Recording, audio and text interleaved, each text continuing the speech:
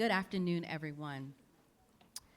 Just want to start off by acknowledging that we are gathered on the traditional land of the Southern Paiute peoples, past and present, and honor with gratitude the land itself and the people who have stewarded it throughout the generations. My name is Sasha Thompson. I am the Inclusion Marketing Lead for Amazon Web Services and manage the WePowerTech program. So I want to welcome you all here this afternoon for this amazing session. This is one of 3 sessions that have taken place today. WePowerTech was established in 2017 really to do 2 things. One was to increase the number of underrepresented technologists in the industry through training, and the second is to provide a platform for them to be seen and heard. And so we do that by doing panels like this and having conversations around diversity, but not just about diversity, but diversity at the intersection of technology. And so I am going to pass the mic over to one of our wonderful leaders, Milan, who will be moderating this panel this afternoon. Thank you, Sasha. Well, thank you for coming, everyone. This is kind of amazing. We have a whole track that's dedicated to diversity. In AWS, we do this because we think that diversity is as important as the technology we build because it helps us build the right things. And so, I look around the room. It's great to see you here. I appreciate you taking the time. We've assembled a powerful panel over here. And I want to start off first with introductions. So I will introduce myself, and then our wonderful panelists will say a few words as well. And then we're going to talk a little bit about diversity and inclusion in data. Specifically, how do those 2 things intersect? How do you use data? What kind of data do you need for diversity and inclusion? And then what we're trying to do is also leave time for questions. You have a bunch of different companies that are represented here in the panel, and we all approach data, I'm sure, in different ways, just like you do in your companies, in your experience. And so we'll leave time for you to ask questions, and we'll have a bit of a dialogue towards the end, okay? So I'm going to start off. My name is Milan Thompson Bukovic.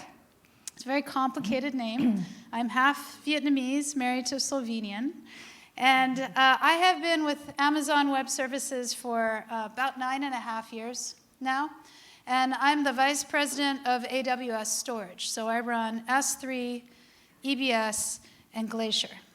I have 3 kids. I have a 13-year-old, a 15-year-old, and a 17-year-old, and they're all boys. And so yesterday I probably spent 6 hours cooking. Because I'm here, and they got to eat. So that's myself. Let me just turn it over to our first panelist. Maybe you can introduce yourself, talk a little bit about your role, and then why you're here. Okay. I'm mic'd. So I'm Joan Williams. I'm a professor at University of California, Hastings in San Francisco. And for about the last 20 years, I've been studying how racial and gender bias play out in professional workplaces. One of the things that I did with that is I wrote a book with my daughter called What Works for Women at Work, to give women evidence-based strategies for navigating through the crap. But the other thing I did is in 2014 in Harvard Business Review, wrote an article called Hacking Tech's Diversity Problem, saying that tech, if they're serious about diversity, should use the business method they use for anything. They should develop metrics and keep using evidence-based strategies until they meet their goals. And the result now is a webpage called biasinterrupters.org, where we have full open source toolkits for interrupting bias based on various vectors that you'll hear more about. And I'll just mention one other thing, just one of the tools in that toolkit. We recently did an experiment with it. It was just a 2-pager that describes how bias plays out in performance evaluations. And we found that just giving people this 2-pager and talking them through it increased the performance evaluations and the bonuses of Black men and women and white women, just doing that. That's incredible. Wow. I want to applaud, but I'm just going to start introducing myself. We'll have more time for that. So I'm Candace Morgan. I lead inclusion and diversity at Pinterest. I've been at Pinterest for about 4 years now. Before coming to Pinterest, I worked at an organization called Catalyst, which has been around for almost 60 years now. I was a management consultant at Catalyst for about a decade. And I remember when I made the decision that I wanted to go in-house, because as a consultant, it was fascinating. I got to work with lots of different companies, including some of the companies on stage. But I knew that the execution and maintaining progress forward was really, really hard. I didn't know how to do it, and I didn't have experience with it. So I wanted to go into a company and really kind of soup to nuts work on these strategies. I went to Pinterest in part because in 2015, Pinterest basically put out a blog post and said, our diversity numbers are stagnant. For the last 2 years, we put them out and nothing's changed. So we're going to set some public goals to hold ourselves accountable and literally put our brand right next to it. And I was like pretty blown away. I think that one, just acknowledging that the myth of meritocracy is just that, and that by putting a destination of where you want to go into place, that doesn't mean that you're somehow disadvantaging others or reverse discrimination. And I think the fact that the CEO and co-founder made that decision was just really impressive to me. So I've been there ever since. And the last thing I'll say by way of introduction is in the last 2 years, I kind of started working on more of the tech of Pinterest and just thinking about how the algorithms again and again tend to reflect our historical user base. That is women, that is white women, that is white women with money. And so if you're searching for, a hairstyle, the results are going to reflect that demographic. And so started working with some of our product managers, and earlier this year we released a new tool where you can search and customize skin tone ranges, and we're basically going to scale that into other types of diversity search as well. Very good. Hello, I'm Sherry Winker. I currently am with Accenture. I run marketing and communications for our technology business globally. I've been with Accenture for almost 25 years, and before that, I worked in politics, and I also worked in public relations. So what I would say that I am most inspired by this is I have 2 boys, one's 26 and one's 24. And I think I could be on this stage when I didn't have children, and we'd still be talking about the same issue. We'd be talking about it with different tech tools and maybe not such fancy timers. We would have had a little clock thing that went around this at the start. But I am very passionate about not only making sure you inspire by measuring with inspiration. So that means you have to have strong leaders that are leading companies or leading communities that believe and support the organization to achieve the diversity goals you have. But I also believe you have to create an environment that is inclusive. And that is why I'm thrilled to see everybody in this room, because it starts with you. It starts with the person to the right or to the left of you and how we engage with each other. That may sound very soft, and I'll leave for her to tell us that we got to be really tough. But being part of Accenture for so many years, I've seen that works. We're a global company. We have people from all over the world that have to work together on programs. They have to learn from each other. We're constantly changing. I mean, let's talk about AWS. How many years ago did it not really exist, or not exist to the point that all of our clients would say, we have to know more about AWS, and it's going to be part of our enterprise systems? That is how quick the world's moving. It's humans that have to change their behavior and ensure that behavior stays changed. So I'm very inspired to be part of this and have had a lot of learnings, and I'll be the softie in this. As the marketing person, it's communications. It's how you connect with each other that will make you change your behavior. Thanks, Sherry. I'm Ruchi Bhargav. I work for Comcast. And I do a couple of things, but the things relevant to this audience and this event is I'm responsible for cloud security for Comcast, as well as mergers and acquisitions from a cybersecurity perspective. And what got me here, I think the issue of diversity got me into computer science in the first place. I studied, I'm an academic education background is electrical engineering. When in the junior year, I went to do my internship in a switchgear company in India. I was supposed to be on the shop floor, and I was told, hey, you know what? Women are not allowed to be on the shop floor. So we are going to put you on in our data center, or it wasn't called a data center, it was called computer center, and you're going to write some reports for us.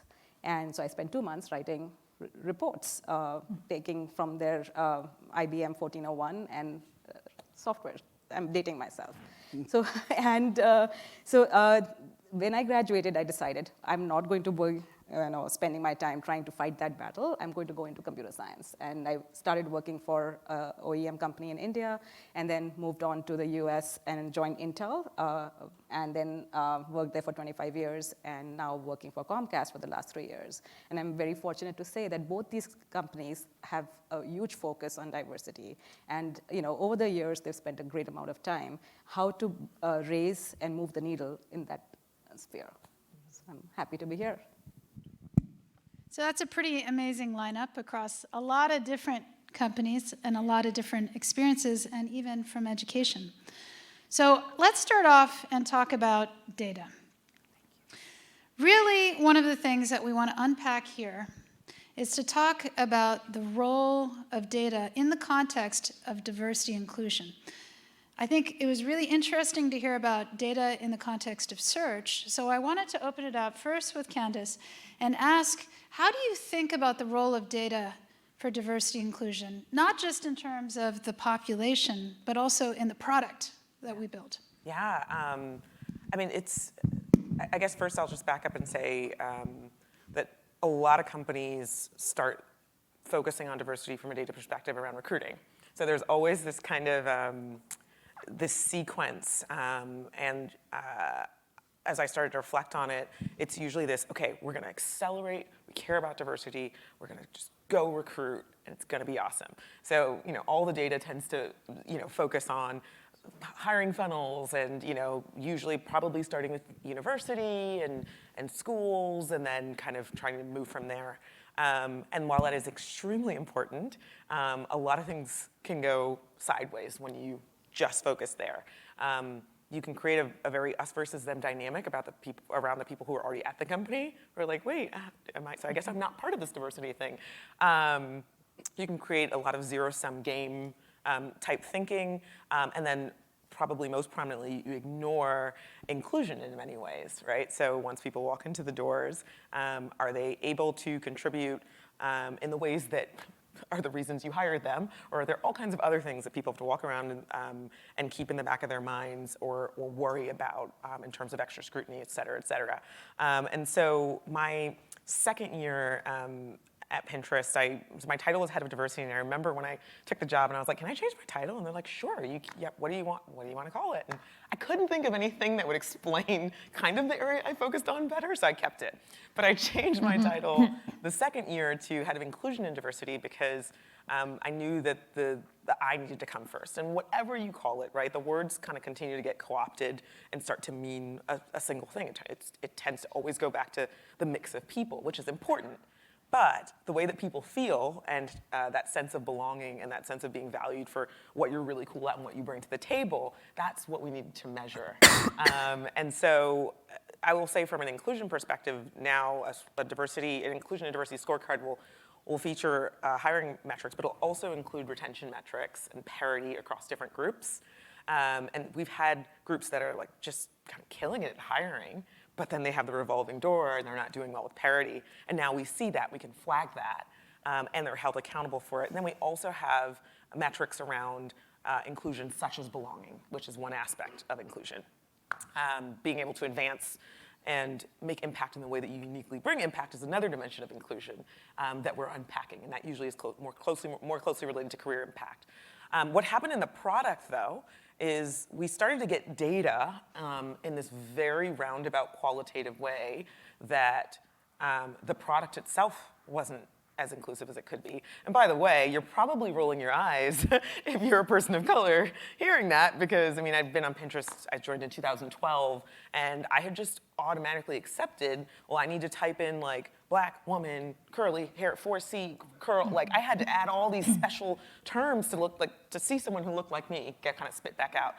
Pinterest was really good at figuring out what I had an affinity towards, but when it came to search, somehow we weren't connecting this qualitative information we were getting from users who were like, you know what, I give up. I'm sick of having to struggle to find people that look like me. We weren't connecting that to the metrics of success in terms of relevance, content relevance on the platform. So what we started to do, what we measure now, and we're still in the aspect of measuring that, is we were able to, at a very early baseline, look at skin tone. And this all started because we had gotten a letter from a very active user, still very active, 17-year-old black woman who said basically that not being able to see herself in the images and the things that she saved all the time was pretty much screwing up her self-image. And as a black woman, having been so used to having to redress the balance of not seeing myself and having just taken that for granted, it was just like a splash of cold water to the face.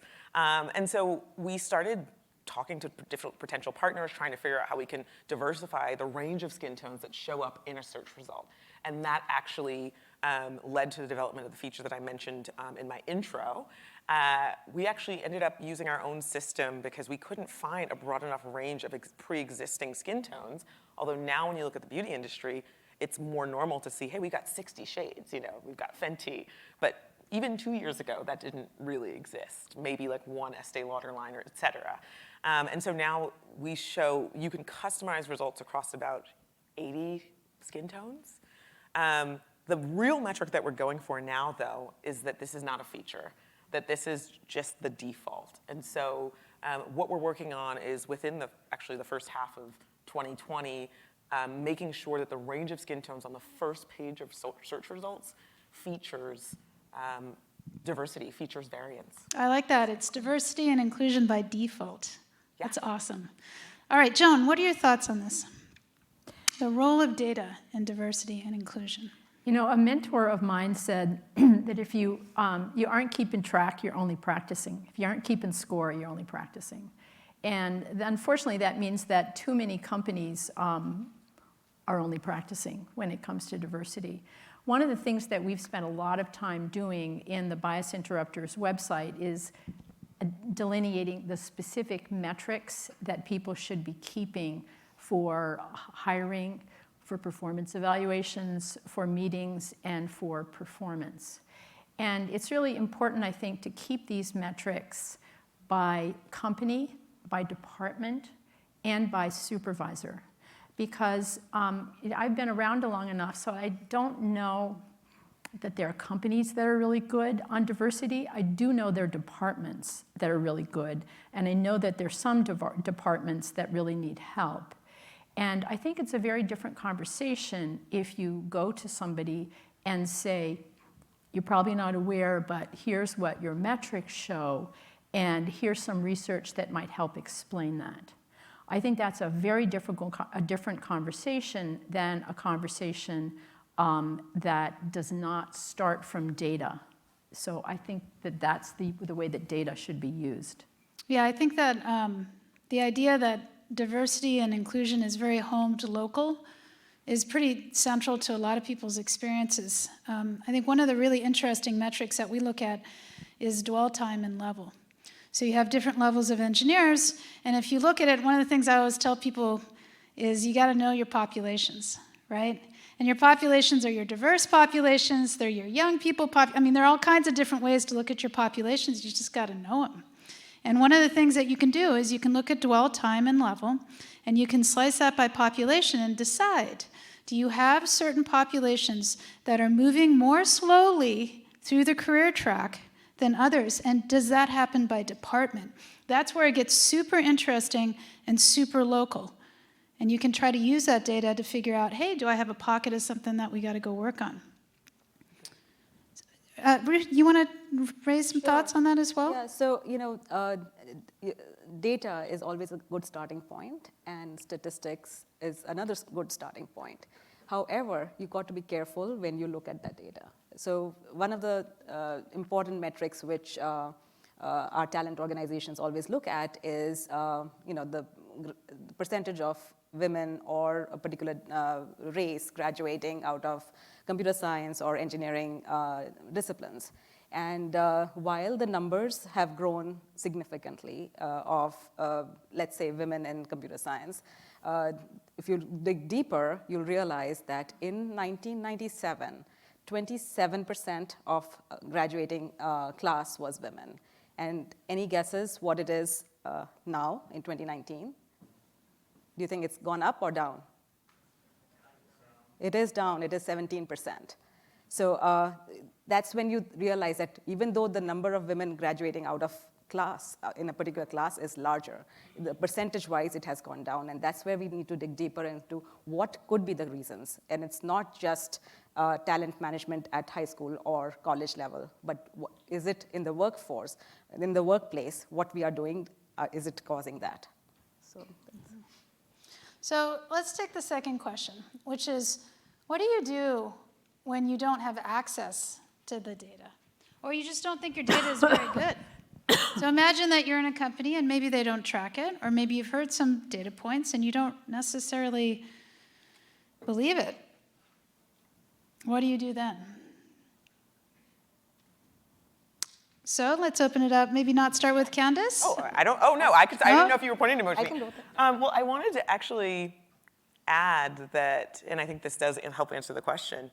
In addition to the actual graduation proportion rates, retention rates speak volumes. So like if your data is, if you're like, look, I looked at the market and I couldn't even find 17% of women. So sorry, like I had to make my hires. We also know that another data point is that women are, about half of women are likely to leave the field within the first 7 years.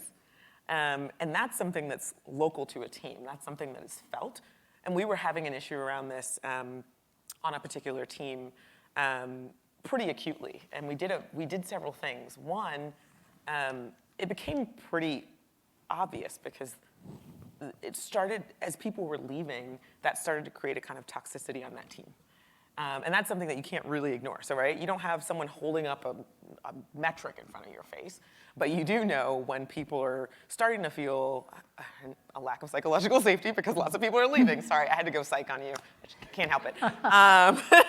And so that was happening on this team. And it's interesting because we had shared some data around some of the sentiment, et cetera, but because the numbers were smaller at the team level, the person was like, oh, that's statistically one person, et cetera, et cetera. But then when this started happening, when people were leaving, then we started to see help.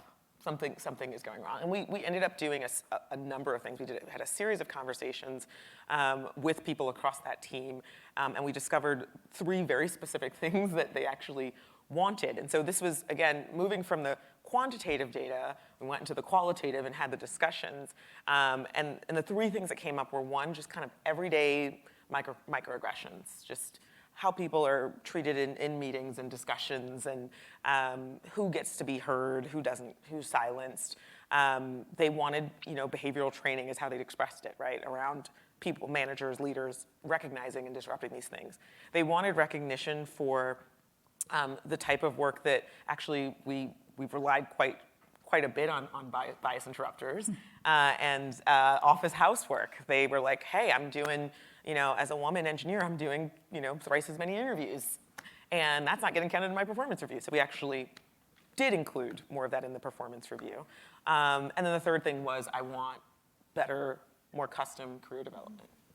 So that's a different form of data. And it is. Sherry, for you with Accenture, that is a global company. So you are dealing with a far-flung workplace. What happens if you don't have the data that you need? How do you find that in such a global workforce? Well, first of all, I do believe we do have data But data, I'll go back to what Ruchi said, that data is in everything. So I do believe you have to set metrics, you have to measure, so I agree with all of that. I think, though, the bigger you get and the more complex you get, the more diverse you are, that data is a number, and human beings are human beings. And they're in different cultures, and all of that adds to complexity. So I think you have to balance both. You have to have the leadership from the top and everywhere to be measured by that, just like you're measured on every other part of your performance. I think you do have to do the research, like you've talked. You have to have points in time where you're officially doing research with the company through employee surveys. But I find the most power is when you can empower the employees themselves to be part of it. So what we do, and we've done for a long time, you told me at lunch, we've been doing what we call employee resources groups.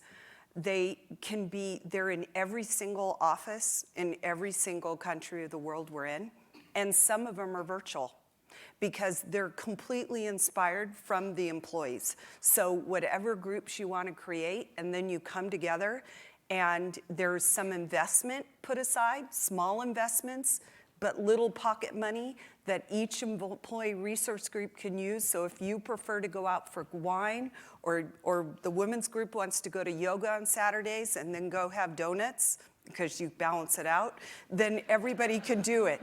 And that's karma. a way to empower, it's a way to empower the organization themselves to connect outside of formal work environments. So when we're in our environment, we're working on projects, we're working with clients, we're focused on clients. But how do we find the time to focus on our teams? And this creates that environment. That environment allows for, we also do more facilitated things where we have those discussions. So in newer areas, like I'll say LGBTQ, that's advanced over the last 10 years in terms of what that group is even called. And the way you create inclusion is by inviting everybody to come. And so in the communities, we'll do events where it's just that group might be sponsoring, but they allowed other other ergs, we call them, to come. So the WERG is the women's one, but there's Hispanic American, there's African American, there's all the different ergs, every kind, American Indian. A woman who works for me, she's an American Indian, and she leads it in the US, this group. So to me, I think that's a way, that is data too, that's more experiential data that then feeds back into what can we really do as a company to make it more inclusive. And also it becomes a network effect. So they bring their friends, and then we expose their friends, and that's what we try to do. We don't get it perfect every day, but that's the mission we're on. And I think if everything centers around people getting together, people tend to like that. So they tend to find and bring these groups of networks together, and it can be very powerful. I think that's a great point, and I think it also, there's a little point in there for the managers in the room. There's something called a budget. And one of the best things you can do is just give some money to one of these groups. So one of my teams is S3, and we have a women's group in S3, and we have a fair number of women in the early mid-career stage, and we're funding right now a 3-session voice training for them. Like literally voice training, because a lot of these women, they're worried that their voice isn't resonant enough. They haven't been trained, and when they talk, they think their voices are too breathy and high. And so they said, for a community building and for me in my career, I want to get better at projecting and speaking and using my voice as an instrument. And I'm like, I'll fund that, right? And so now we've set it up for January where there's 3 one-hour sessions, and we've broken them up into groups of 10 women, and a coach is going to come in who helps coach the TED Talks, and they're going to work with each of them. But that's their expression of what they need, and that's just me funding it. So exactly. it's this little missing thing that a lot of times people say, well, you should go do that. And then they don't think, well, that costs money. But if you can help, set that up as just part of the support network. It becomes, and to me, I don't even think about but it is institutionalized throughout our organization that's supported. And then I think one more data point to add to that is making sure that the people that are running those groups and spending their time giving feedback to the company on their experiences are also Absolutely. rewarded. Yeah, I mean, this can turn into a form of office housework. I mean, I've been doing research among women of color in computing, and they do tremendous amount of work with the employee research group, which, as Sherry points out, is really important work. And I think the budget is really important, but I asked one of them, wouldn't it be better if you had administrative support? So all you had to do is just make that one call, and then you didn't have to worry about getting the lunch and she said, yes, that would be a lot better. The other thing I think is really important, although employee resource groups are so important, the reason that people don't have diversity is because there are 4 basic patterns of bias playing out in everyday workplace interactions. Certain groups have to prove themselves a lot more than other groups. They have to prove themselves over and over and over again. A broader range of behavior is accepted from some groups than others. For women, this is the tightrope where you have to be you have to be careful, or you're too masculine to be likable, or too feminine to be competent. That's like the tightrope. And for Asian American women, actually, it's the narrowest. They report more pressure to behave in feminine ways and more pushback if they don't. This also operates by race. Being an angry black person is not typically the greatest career move, whether you're a man or a woman. Often mothers, having proved themselves before they had kids, come back from maternity leave and find they have to start all over again.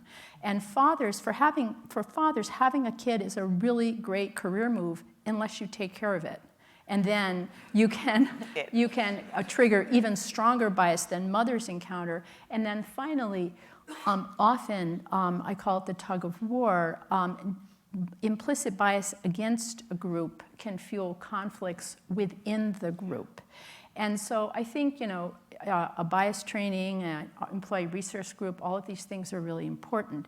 But so long as these 4 patterns of bias are playing out in hiring, in assignments, in performance evaluations, day after day after day, with respect, not much is going to change.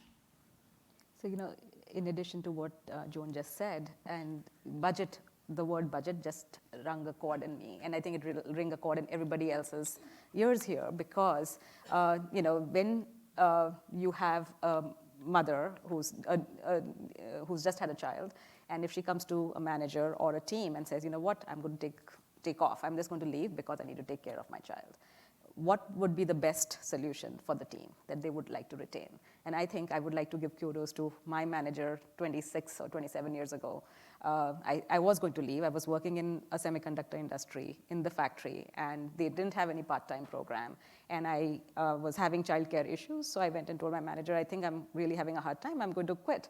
And he says, what would it take to have you be here? Because I said, if there was a part-time program, I would, where I could, my husband would take care of the child in the morning and, manage the child care situation, who could come home. And then once I get home, I want to take over from him.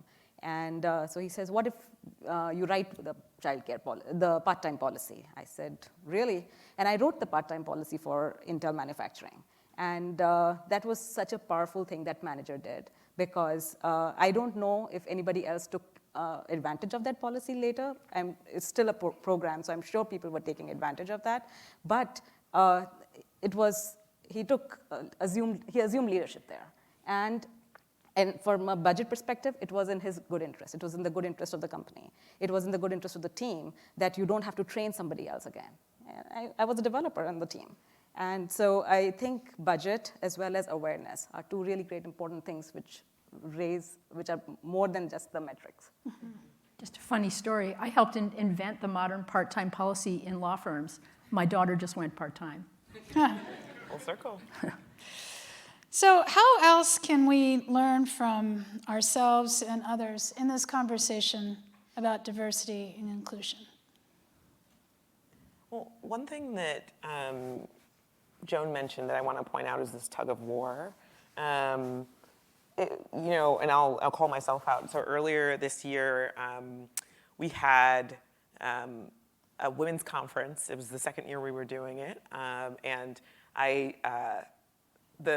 the first year I was part of the committee, and I was like, yeah, intersectional women's conference, and year two as well. But we also had a number of our employee resource groups, some of our largest groups, we set aside some budget for recruiting activities. So there are activities that they do within the organization, and then they get funded by an executive sponsor. But one group didn't have a big official recruiting event, and they were very upset, very emotional, and felt really forgotten and unseen, and cited the other groups that had had the opportunity. And I totally validate their experience, but it's because we're already operating from a scarcity mindset, because we have to, right? Because there isn't that endless budget, or there's this, okay, well, give me the business case before you get the budget, or even if there is the financial budget, like even if there's throwing money at the issue, there isn't necessarily that organizational accountability for the time and position, as I call it, dwelling in role, and that having a gap. And so I think that is something that you start to see in many different ramifications. You start to see that there is a scarcity for certain groups to navigate their full stylistic style band because they get extra scrutiny if they behave in a certain way, or to have the right executive sponsor actually like call someone out on the flip side in a negative way when they show disregard for these issues around inclusion and diversity, or they give the office housework to the women all the time and say, fine, go figure it out. I really care about diversity. Why don't you go figure it out and I'll fund it for you, right? And so I think that's one thing that you have to watch for, because it shows up in many different ways. Yeah, I think having the conversation is crucial. All of this track, this panel, the fact that we do it every single year is to have the conversation. And I think what you're saying too, Candace, is that some of these things about scarcity would not have surfaced unless you started to dig, right? I think unless you started to dig, and then unless you did something with that conversation to say, okay, when we go back, like the way I'm going to evaluate how well you're doing is going to include not just how much money you gave to the ERG or if you showed up at the event, but like, did you take care of it? When I looked at your engagement scores, like, and I saw this big gap last time we talked, it's still here. What happened, right? Yeah, I think having that conversation is pretty important. Ruchi, any thoughts? Yeah, so in addition to what you just said, Candace, one of the other aspects of raising the diversity metrics is you often can hire people straight out of college, but because of multiple reasons, the numbers go down at senior levels, and there are people who leave for caring for newborns or children, or even for parents, because we are all, I think a lot of you will relate yourself to be the sandwich generation. You are basically sandwiched from both sides. And one of the things which one could do, which we are trying to do at Comcast, is establish a returnship program. And a lot of other companies in the tech industry are doing that, because that provides the employees who have left the workforce to take care of family or whatever other reasons, or even go and pursue some other career with a break of 3 to 5 years, and then they want to come back to the tech industry. And it's an internship kind of a program where you have to have been out of the workforce, not necessarily from Comcast, for 3 to 5 years at least, and then you come back, so you have somebody who's more experienced, you have somebody who's diverse, you have somebody who's got the life experiences, coming back to the workforce and then raising not only your productivity, but also your diversity metrics. So it's a combination of both. It's a very cool program. So we do something similar at Accenture, And Annette Ripert, who runs our business in North America, she's a technologist, and she's a perfect example of somebody who worked for a long time, became a partner at Accenture, at the time we called them partners, and then decided she wanted to leave to raise her 4 boys, and by the time now she has 5 boys, okay? And It's a lot of she cooking, took people. time off, and then she came back. And now she leads our technology business in North America. And she's something that she goes out and talks about this and tries to inspire. I believe that anybody who wants to be in technology, especially a woman, especially anybody of a diverse background, there is more opportunity than there are people right now in the world. And I think the thing that you said early on, a little bit ago, you asked. The second thing is we shouldn't assume. Don't assume that you have to do it a certain way, that even the diagram or the application you get is such, yet you need it a little different way. If you do it with the right resolve and respect and grace, but say what you need, and if you can prove that you're a strong, dependable worker, okay? Because at the end of the day, most of these companies have to make money. They need work done, okay? But they want happy employees too. And so if you can bring that together, you can ask for what you need. Look at her bold move. Way before anybody ever said there's some magazine article saying 12 other people did it, and she's never told, okay? Yet that is what a lot can do now. And I think we have to not be afraid to ask, and we need to not assume that the person we're asking won't understand it and will reject. It doesn't mean, even if initially they do, and this is where my communications comes in, I think, you know, what I tell people at Accenture, you never have to leave Accenture. You can just leave that person and go over there, okay? And I mean that in a really beautiful way, because if you have a bad boss, we're gonna get some bad bosses, okay? You're not gonna fit with them, but go over here, because there's another one. So even if you're asked and you're told no, go at it again. Because we're entrepreneurs. The company we're here all around is one of the biggest entrepreneurs. If you have a big idea and want to do something differently, have enough passion for it that you're willing to go really sell it. And even if you're told no the first time, go find another avenue. And I think there's a lot more opportunity now. I think there's a lot of cynicism in the back of my head too, because remember, I got the 26 and the 24-year-old. But I actually believe there's never been a better time to be able to shape, and people are more open now. I mean, when I started working, you had to wear a skirt, okay? And you had to wear nylons, okay? And no one could come. Now look at how everybody's dressed. So we're in a much more liberated environment, I think, and you have more of an opportunity to ask. I want to talk a little bit about bias training, because I know that you probably are aware of Frank Dobbin's study that showed that bias training is not effective. And I think it's really important to understand that research in context.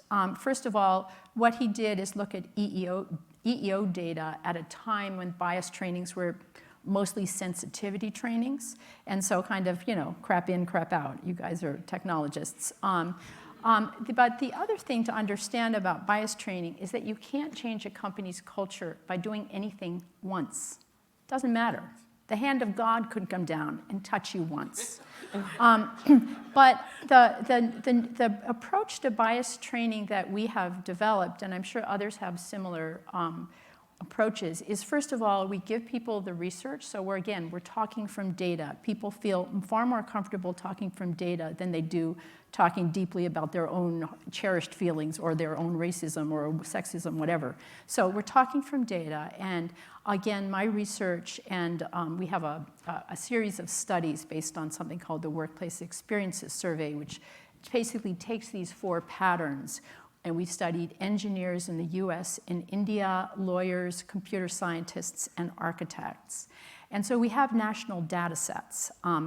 And so if you start and talk to people about, for example, how the prove it again pattern, what the research is, what the workplace experiences survey data shows this is actually playing out, but then you hand it over to them, and this goes to what we can learn from each other, and say, here's an example of prove it again. There's something we call the stolen idea, where if you ask people, do other people get credit for an idea you originally offered? You have an effect both by race and by gender, where people of color and women report that more than white men do.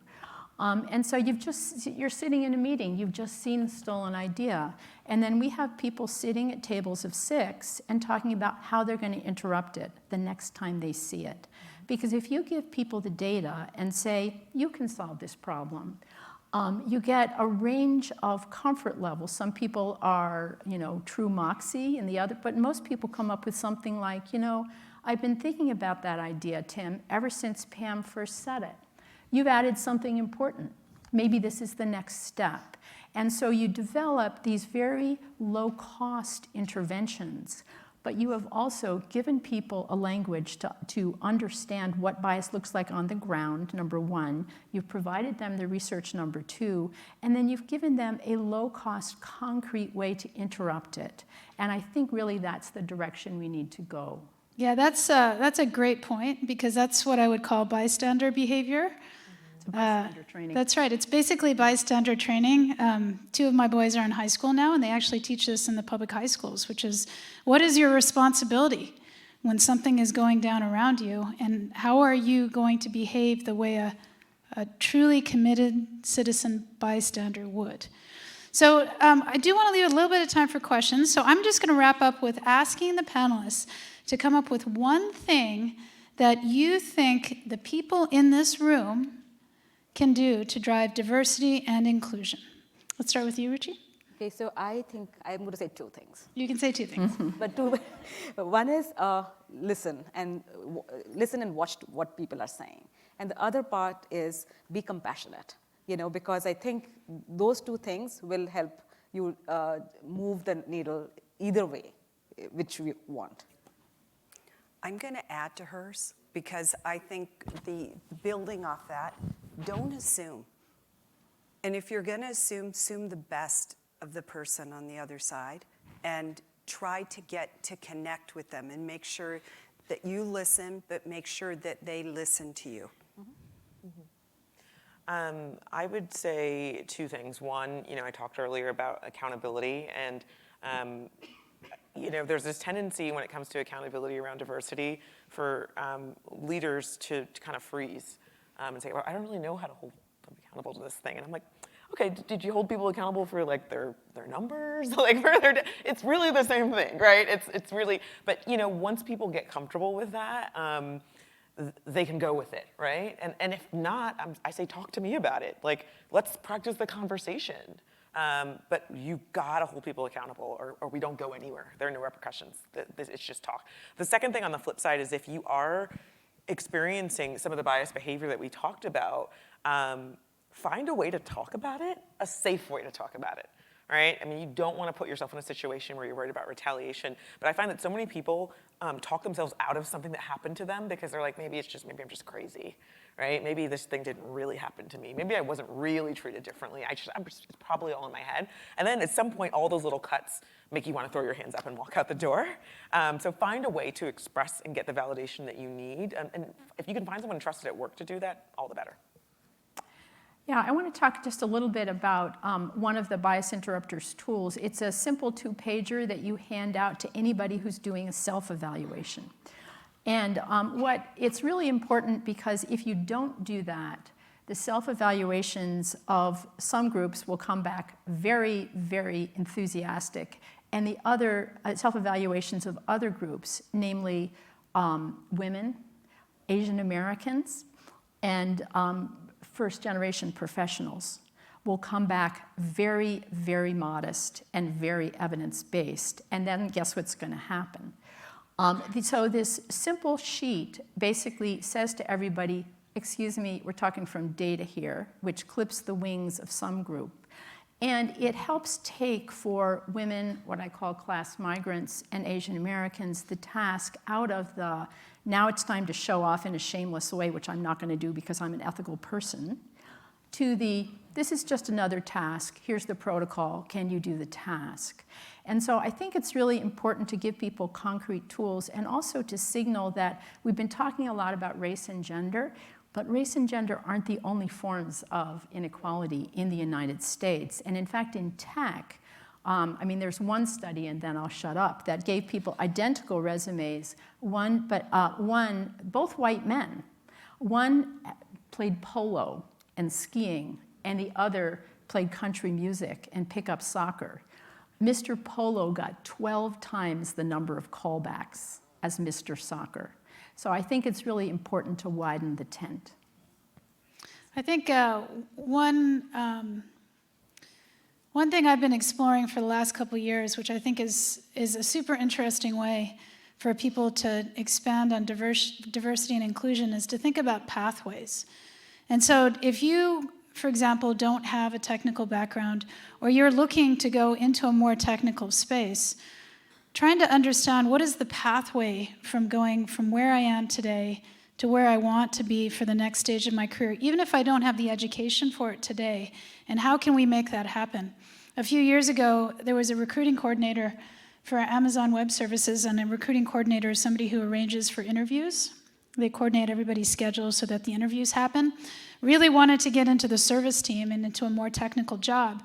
And so we created this whole pathway for her to get her into escalating more senior, more technical positions. And now she is smack solidly a technical program manager on the team, and she knows a lot. She went back to school, she got some Python background. And really, a lot of that was just being intentional about creating a pathway, creating rotations, identifying talent. And maybe the talent is really on a value structure and not on a technical one, but that's not impossible to overcome. You just got to build these pathways. And that often takes a sponsor. And a lot of you in the room can be sponsors, whether it's now in your career and in your future.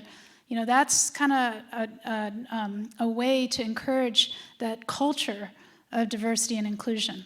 So let me just open it up for questions in the audience. Yeah.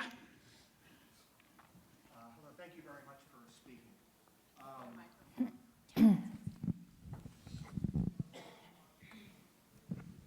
Thank you very much for speaking.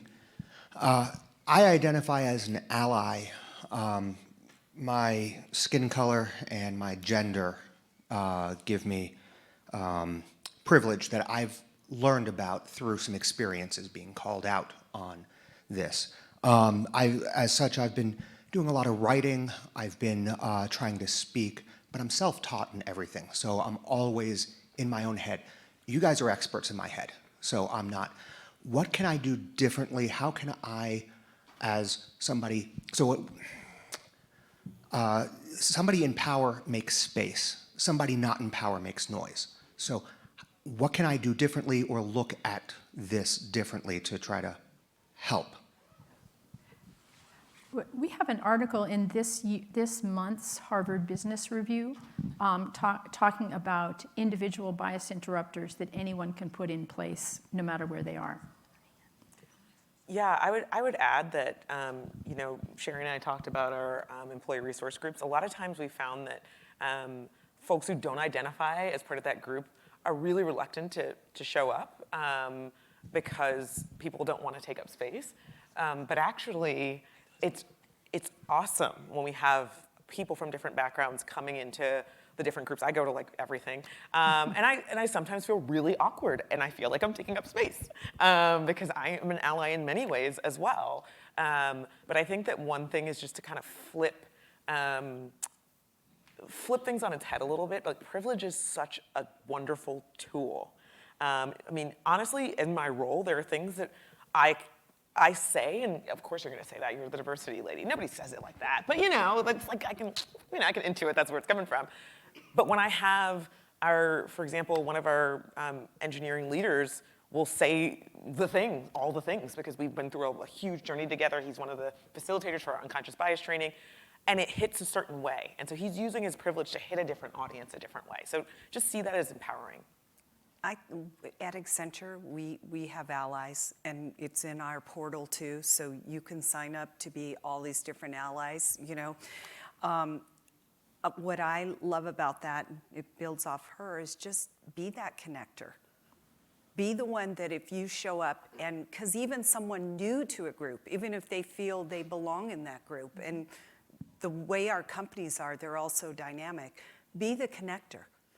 Be the someone that can listen to someone. I mean, we talked about this too. We had a nice lunch. The idea is that it's so inspiring to just listen and to be that person that they feel safe, they can come and ask you questions. And I find it personally the most inspiring thing I do in Accenture is being that ally, that person that anyone can call me and they know that I'll listen. I may not have all the answers. I probably don't. I'll ask a lot more questions, but they need that too. And you can be the one that bridges, makes people feel comfortable. You know, so adding on to what Sherry just said, I'm not sure what size of a company you are, or if you have, like at Comcast, we have Slack channels for a lot of these employee resource groups, orgs as you call them. And so there's a LGBTQ channel, there's a women's technologist channel, and anybody can join. And I think anybody who is a member of those, who associates with that particular channel would value and ally so much. So I think those are avenues which you could easily not be a noise, but just be a welcome voice and a welcome ear. Right here. Hi, good afternoon. So companies are trending towards not requiring a 4-year degree, but that's not the same as actively seeking out those who don't have 4-year degrees. So I was wondering, to address this talent pool, what are your companies doing to either complement or shift away from university recruitment? And for context, my name is Chris, I'm from New York, and I work with a lot of emerging tech talent who just didn't finish college because they grew up in low-income families. Mm-hmm. Yeah. I can start, also from New York, by the way, just hi. It's cold right now. Okay, so yeah, one of the things that we started, and I'm seeing lots of companies do this now, and it's beautiful, are apprenticeship programs. And so ours started January of 2016. We've now converted a couple dozen apprentices that are now full-time software engineers. The beauty of the program is that it's for anyone who, actually we extended it from our engineering side, now it's on our sales side as well, which is awesome and really exciting, especially digital sales tends to be very hard to get into. And we just find people that are either self-taught or maybe went to a boot camp or whatever, what have you. Some have college degrees, some don't. We don't have a policy around having a college degree, but as you know, you talked about the resumes and the poet, right? People look for certain things. And so we had to retrain our engineers who actually assess the applicants, because you can't assess on the same thing as like how to hire a great intern, software engineering intern, right? But we feel like we've struck a really good balance, and we've now are focused very much on once people get into the environment, how do you manage things like imposter syndrome, and how do you coach people along the way and have people feel like they belong and deserve to be there because they do. I'll just say short, I'm happy to talk to you. We do have an apprenticeship program similarly in different communities throughout, particularly the United States, and I think in some of our other countries as well. Amazon has a very active military apprenticeship program. That's very strong, very successful. Been working really well for a while. So unfortunately, because I think there's more questions, I'm going to ask if the folks who have remaining questions can come to the front. Our time is done with the panel, but we're happy to continue the conversation up front. And I just want to thank everybody for your attention, for your time, and for your interest. Thank you to our panelists.